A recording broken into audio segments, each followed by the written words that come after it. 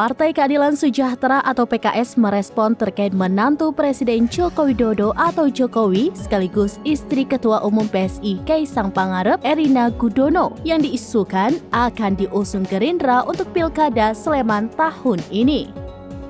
Ketua DPP PKS Mardhani Alisera pun mengatakan partai politik seharusnya menyodorkan kader terbaiknya. Hal itu ia sampaikan pada Selasa 12 Maret.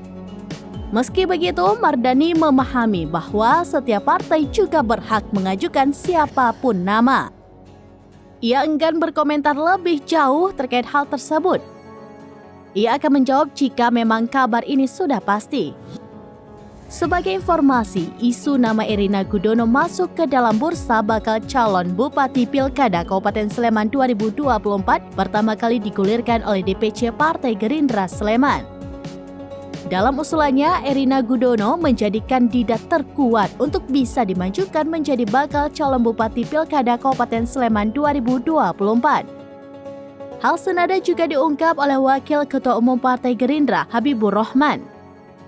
Meski begitu, ia menyebut bahwa mekanisme pengambilan keputusan untuk calon bupati dari Partai Gerindra.